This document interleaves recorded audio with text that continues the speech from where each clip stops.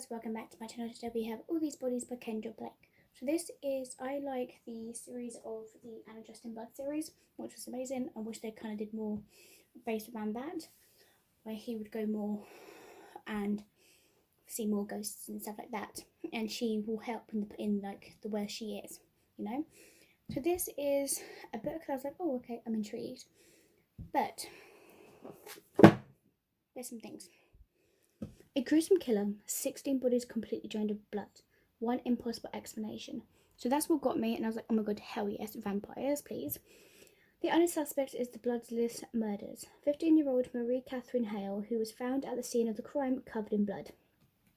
But she's refused to confess to anyone except aspiring journalist Michael Jensen, the sheriff's son. Marie's time is running out, but she chose Michael for a reason, and his search for answers is her last chance to finally tell her story. A story that will call into question everything he is known. So this was quite interesting, the book, because obviously it's vampires, it's mystery. You've got someone basically getting blamed for murder, even though she's not the one who did it. So in the summer of 1958, the Carlson family is brutally murdered inside their own home. Their bodies completely drained of blood. At the scene, police find a girl covered in blood, but none of it is hers.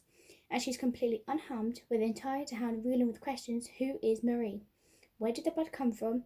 Marie decides that the only person who she will able to share her story is the sheriff's son, the aspiring journalist Michael. As Michael sits down with Marie in the pursuit of truth, he hears a story that seems outrageous. He must decide if he's going to believe her or find a way to convince the district attorney of Marie's incident before she's given a death penalty. So his characters in this book was quite complex. It was a little confusing to who was what and what was going on exactly. So you had the story was told in Michael's point of view, and I did enjoy the angle of the outsider trying to figure out what was happening.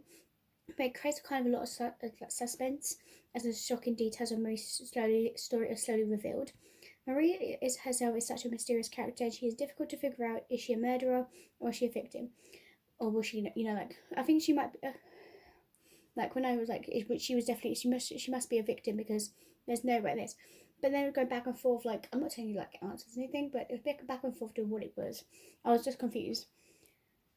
So I did enjoy reading this thriller of watching her story of Untold and the bit of agency she has in.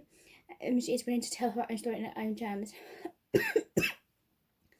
So this included like what happens to a woman's story in the media, so it means that something must be true that she was telling him.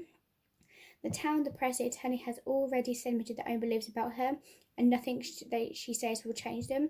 So they obviously have something against her. They must know her, but we don't know. Do you? Or do you guys? Have you read this book?